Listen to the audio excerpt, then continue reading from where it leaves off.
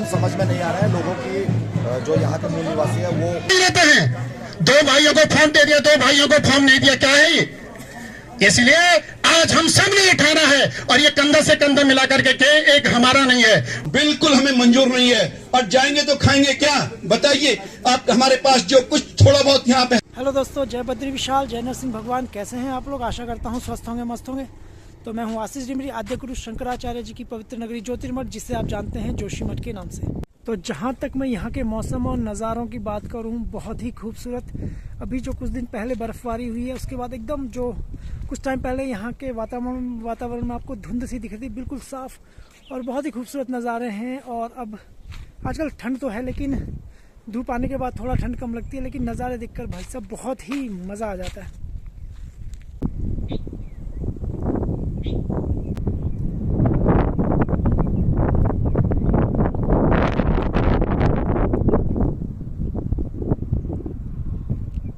मतलब नज़ारे कुछ ऐसे हैं, एक शब्द सुना है मैंने, क्रिस्टल क्लियर, तो बिल्कुल उसी तरह का, बिल्कुल एकदम साफ छना हुआ सा बहुत ही खूबसूरत मौसम है। तो अभी मैं जा रहा हूँ भगवान नरसिंह जी के दर्शन करने, और आपको भी दर्शन कराता हूँ भगवान नरसिंह जी के। उसके बाद जो होता है आपको दिखाता हूँ।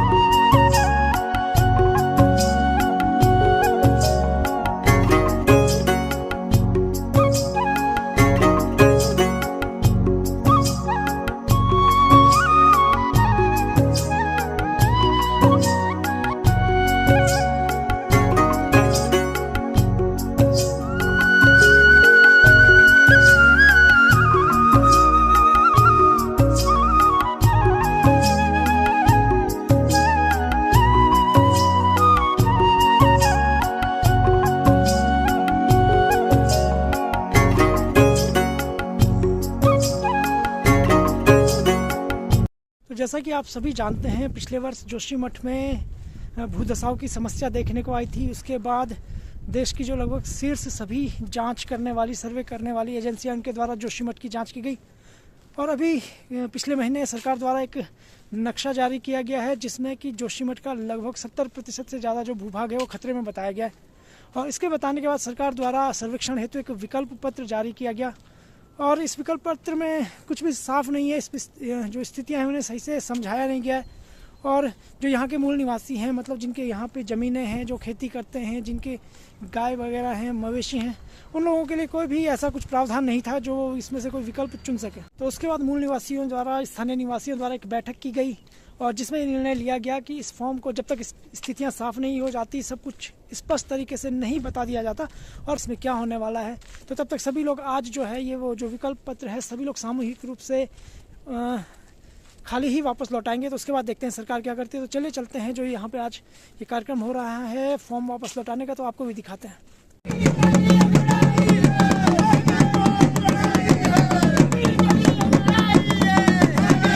यहाँ पर सभी लोग अपने फॉर्म जमा करा रहे हैं वापस करने के लिए।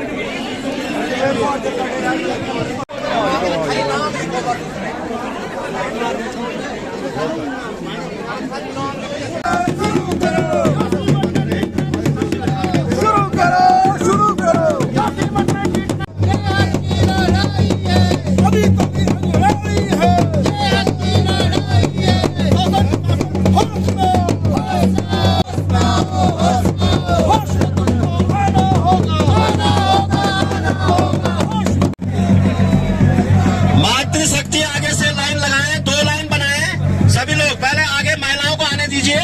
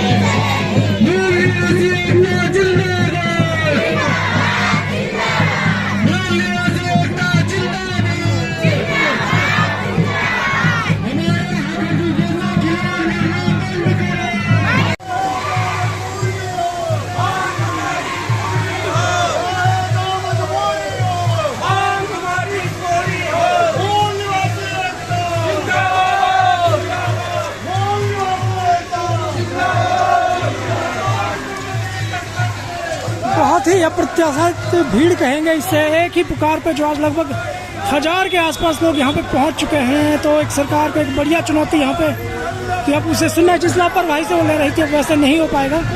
तो आप भीड़ देखिए, बहुत ही जबरदस्त भीड़ है यहाँ पर।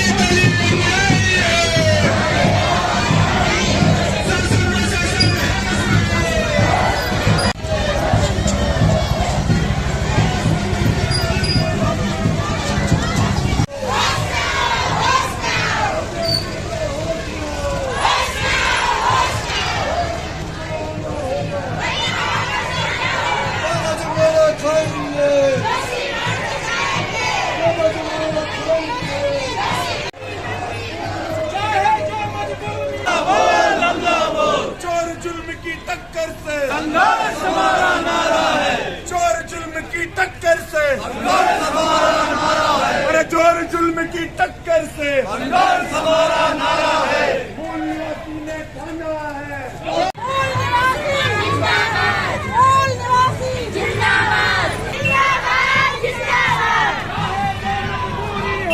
मांगे हमारी पूरी हो, चाहे जो मजबूरी हो।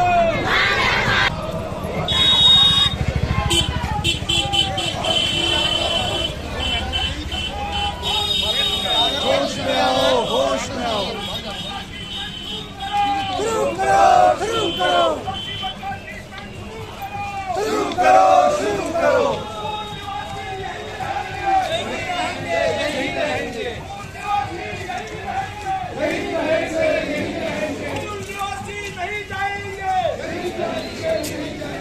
मूल निवासी कहीं नहीं जाएंगे, कहीं नहीं जाएंगे, कहीं नहीं जाएंगे। मूल निवासी कहीं नहीं जाएंगे, कहीं नहीं जाएंगे, कहीं नहीं जाएंगे।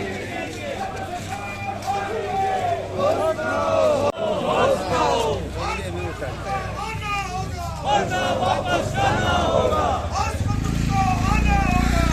वापस जाना होगा। खाएंगे, जोशीमठ को बचाएंगे, खाएंगे, जोशीमठ बचाएंगे, बचाना है।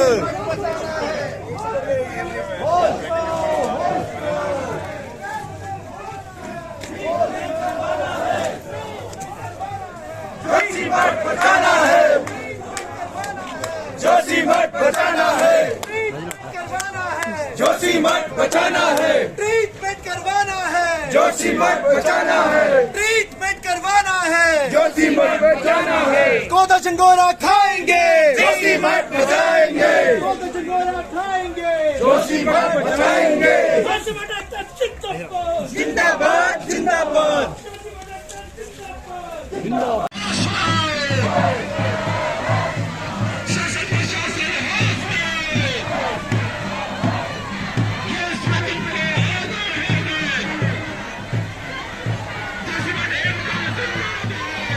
तो आज आप ये जन आक्रोश देखिए कहाँ से कहाँ तक है, पूरा लगभग 1000 से भी ज़्यादा लोग आप देखिए। ये देखिए आप पूरा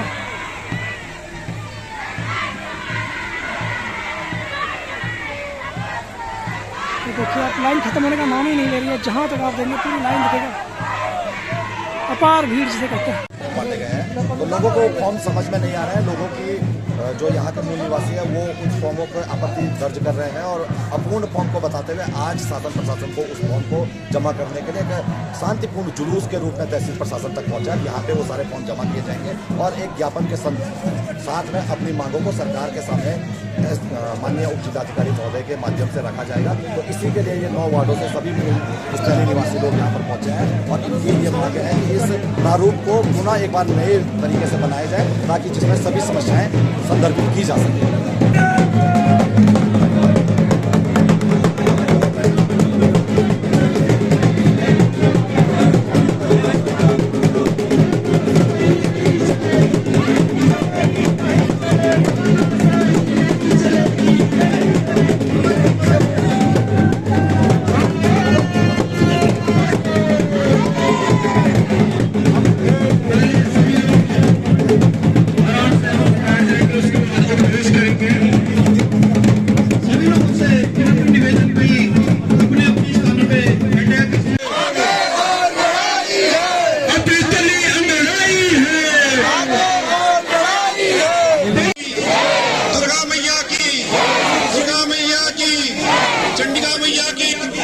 चंडिका मैया की, नरसिंह भगवान की।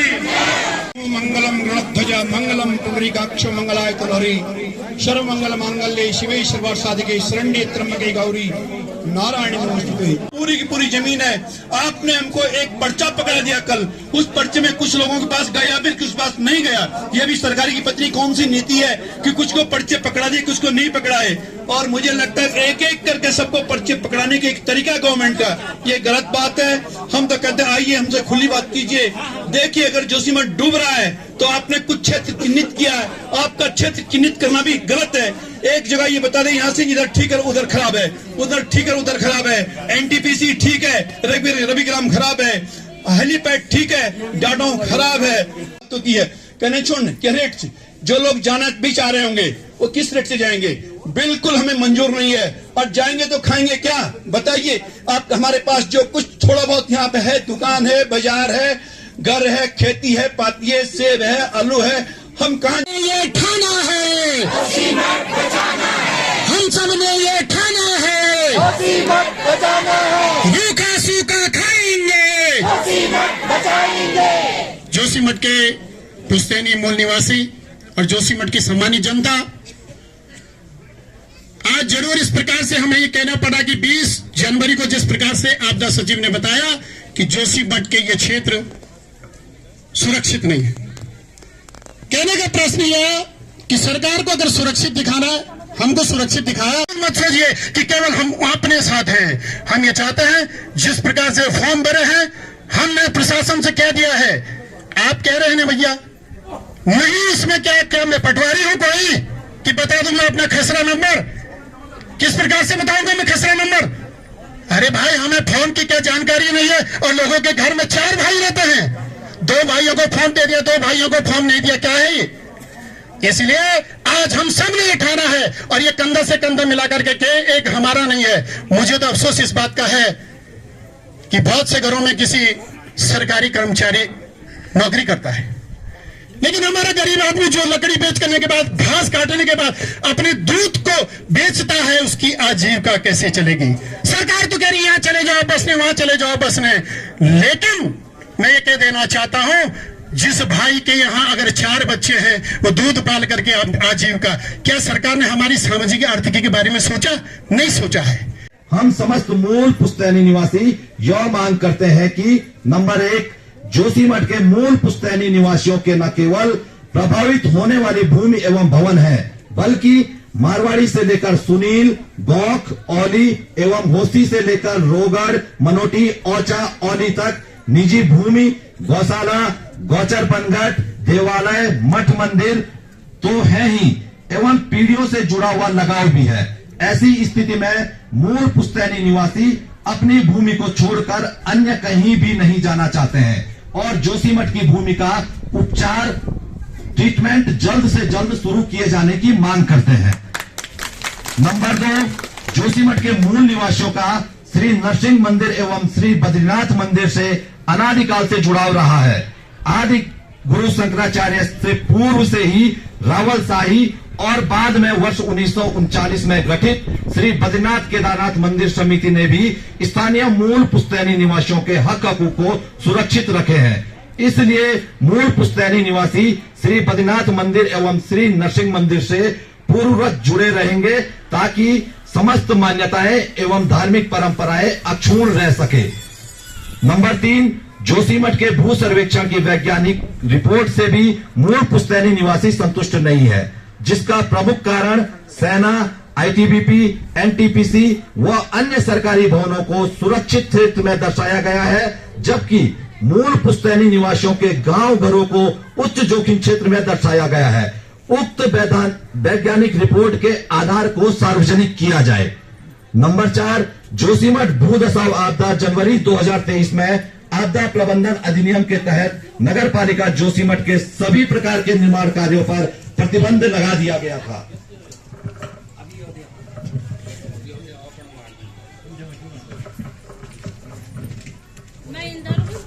जिसका प्रमुख कारण भार वहन क्षमता को कम करना बताया गया है। लेकिन जोशीमठ नगर क्षेत्र में सेना, आईटीबीपी, एनटीपीसी व अन्य सरकारी संस्थाओं एवं व्यक्तिगत निर्माण कार्य भी धड़ल्ले से हो रहे हैं, जिन पर अतिशीघ्र रोक लगाई जानी आवश्यक है। नंबर 5, जोशीमठ भू धसाव आपदा में उच्च जोखिम क्षेत्र के अंतर्गत बहुत सारे मूल पुश्तैनी परिवार भूमिहीन की स्थिति में है, जिन्हें मूल निवासियों के साथ ही सरकार द्वारा भूमि आवंटन करते हुए ऐसे परिवारों की बसावट की जाए।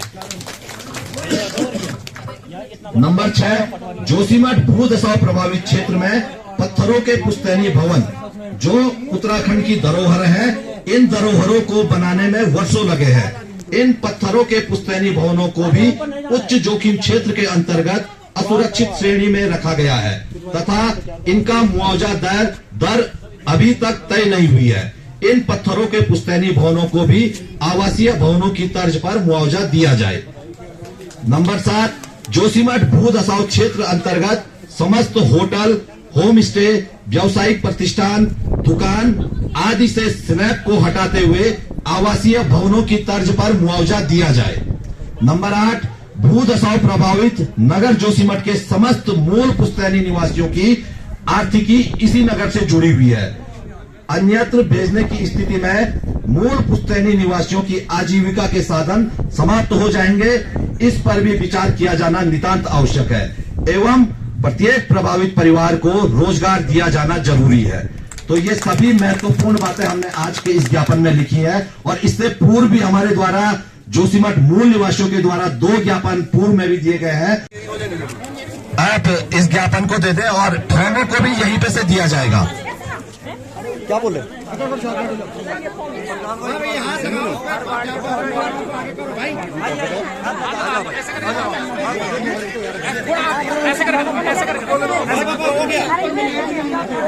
ऐसे करके मुंह धर तो